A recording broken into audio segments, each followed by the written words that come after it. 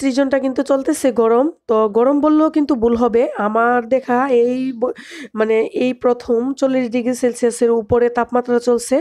তো এই তাপমাত্রায় বা এই গরমে আমরা যেভাবে সুস্থ থাকতে পারি সেই চেষ্টাই করব। তো সেজন্য আমি একদম কম মসলা অথবা ঝোল জাতীয় খাবার-দাবারটাই কিন্তু বেছে নিই। তো আজকে এরকম একটা রেসিপি আপনাদের মাঝে শেয়ার করছি। আশা করি রেসিপিটা খুবই ভালো লাগবে। তো সেজন্য ১ম থেকে রেসিপিটা দেখা শুরু করে দেই। তো সেজন্য এখানে ১ম এই আমি এই যে নিয়ে নিয়েছি বাজার থেকে একদম টাটকা একটা কাতল মাছ আর একটা ঝিঙ্গে নিয়েছি। এই ঝিঙ্গেটা দিয়ে আমি কাতল মাছটা দিয়ে আজকে ঝোল রান্না করব। তো সেই রেসিপিটাই আপনাদের মাঝে শেয়ার করছি। তো এই যে ১ম এ এখানে আমি সবকটা উপকরণ কেটে নিয়েছি। তো এখানে কাতল মাছের আমি ৪ টা পিস নিয়েছি আর ঝিঙ্গেগুলা কেটে নিয়েছি। টমেটো, কাঁচামরিচ, ধনিয়া পাতা তারপরে পেঁয়াজও কেটে নিয়েছি। আর ধনিয়া পাতাগুলা কিন্তু গোটা রেখেছি কারণ ধনিয়া পাতাগুলা কিন্তু আগে থেকে কেটে রাখলে গন্ধটা চলে যায়। তো সেজন্য আমি এখানে ধনিয়া পাতাগুলো আস্ত রেখেছি। তো এ পর্যায়ে এখানে আমি মাছটাকে মেরিনেট করে নেব। তো অল্প হলুদ আর মরিচ তারপরে লবণ আর দিয়ে দিব কিছুটা সরিষার তেল।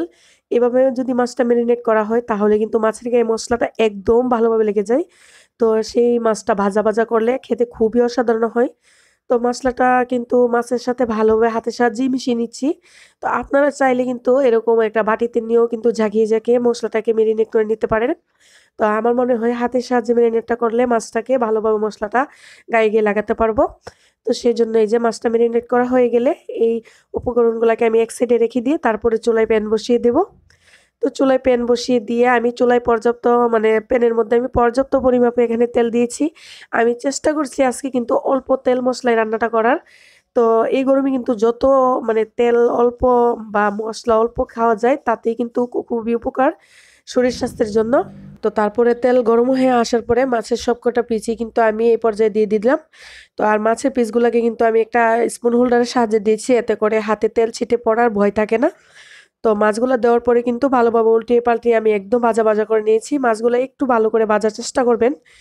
তো মাছগুলা ভাজা হয়ে গেছে। এ পর্যায়ে আমি প্যান থেকে নামিয়ে নিয়েছি। এই যে দেখতেই পাচ্ছেন মাছগুলা কিন্তু একদম ভিতর থেকেও ভাজা, ভাজা হয়েছে। তো তারপরে প্যানে যে অবশিষ্ট তেলটা ছিল আমি সেই তেলটা দিয়ে কিন্তু পুরো রান্নাটা শেষ করব। তো এ পর্যায়ে এখানে আমি ২ টা পেঁয়াজ কুচি করে দিয়েছি আর ২ টা মানে কাঁচামরিচ মাঝখান থেকে একটু কেটে দিয়েছি। তো দেওয়ার পরে এই পেস্টটাকে কিন্তু আমি ভালোভাবে ভেজে নেব। তো পেঁয়াজটা ভাজা হয়ে গেলে এ পর্যায়ে এসে এখানে আমি রসুন এড করব। শুধু রসুনই আজকে দেব। এখানে কিন্তু অন্য কোনো মসলা আমি দেব না। তো এখানে ১ চামচের মতো আমি কিন্তু রসুন দিয়েছি। তো রসুনটা দেওয়ার পরেও কিন্তু ভালোভাবে ভেজে নিচ্ছি এতে করে রসুনের যে একটা কাঁচা ফ্লেভার ওটা চলে যাবে। তো এই মসলাটা ভাজা হয়ে গেলে আমি এখানে পানি দিয়ে দেব। শুকনা গুঁড়া মসলাগুলো এড করব। তো সেইজন্য পানিটা দিয়েছি। গুঁড়া মসলাগুলা কষাতে কিন্তু অবশ্যই পানির প্রয়োজন। তো এই যে গুঁড়া মসলা কিন্তু আমি এখানে হাফ থেকে একটু বেশি মসলা গুঁড়া নিয়েছি।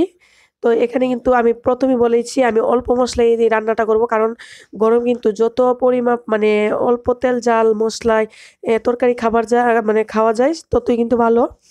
তো এই মসলাটা দেওয়ার পরে আরো অল্প একটু পানি দিয়ে আমি মসলাটাকে কিন্তু কষিয়ে নিয়েছি। তো কষিয়ে নেওয়ার পরে এ পর্যায়ে এসে এখানে আমি যে আগে থেকে ঝিঙেগুলা কেটে রেখেছিলাম, তো সেই ঝিঙেগুলা এখানে দিয়ে দিব। এই যে ঝিঙেগুলা এখানে দিয়ে দিচ্ছি। দিয়ে দেওয়ার পরে ভালোভাবে আমি মসলার সাথে কিন্তু মিশিয়ে নেব। তো মিশিয়ে নেওয়া হয়ে গেলে আমি এখানে ঢাকনা দিয়ে ডেকে কিন্তু আরো ২-৪ মিনিটের জন্য রান্না করে নেব। এতে করে কিন্তু ঝিঙ্গেটা ঢাকনা দিয়ে ঢেকে দেওয়ার পরেই কিন্তু ঝিঙ্গেটা একদম মিশে যাবে। তো ঝিঙ্গেটা প্রায় কিন্তু এই যে মিশে গেছে। ঝিঙ্গেটা থেকেও কিন্তু অল্প পরিমাপে পানি উঠবে। তো এভাবে কিন্তু মসলা কষিয়ে ঝিঙে রান্না করে দেখবেন। অবশ্যই তরকারিটা খেতে এত বেশি অসাধারণ হয় কি বলবো। তো এই যে ঝিঙেটা কিন্তু মোটামুটি মিশে যাওয়ার পরে এ পর্যায়ে আমি আরো অল্প একটু পানি দিয়েছি আরো ভালোভাবে কষিয়ে নেওয়ার জন্য। তো পানিটা দেওয়ার পরে এ পর্যায়ে আমি এখানে যে মাছগুলা ভেজে রেখেছিলাম, তো এই মাছগুলো কিন্তু এ পর্যায়ে দিয়ে দেব। দিয়ে আমি ঢাকনা দিয়ে প্রায় ৫ মিনিট রান্না করব। তো ঢাকনা দিয়ে ডেকে আমি প্রায় ৫ মিনিটে তরকারিটা রান্না করে নিয়েছি। তো ৫ মিনিট পরে কিন্তু ঝোলটা একদম শুকিয়ে গেছে। তো এ পর্যায়ে এখানে আমি ঢাকনা দিয়ে ডেকে আরো কিছুক্ষণ সময় রেখে দেব। এতে করে কিন্তু তরকারিটা একদম মানে কষানোটা ভালো হবে।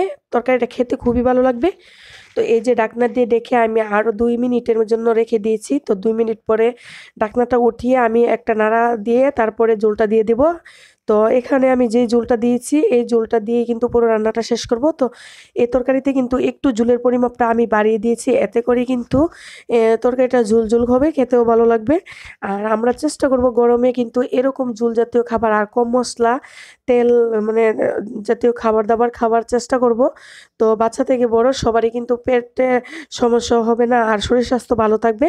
তো এ পর্যায়ে কিন্তু ঝোলটা দেওয়ার পরে বলক উঠে গেছে। তো সেই পর্যায়ে এখানে আমি একটা টমেটো দিয়ে দিচ্ছি।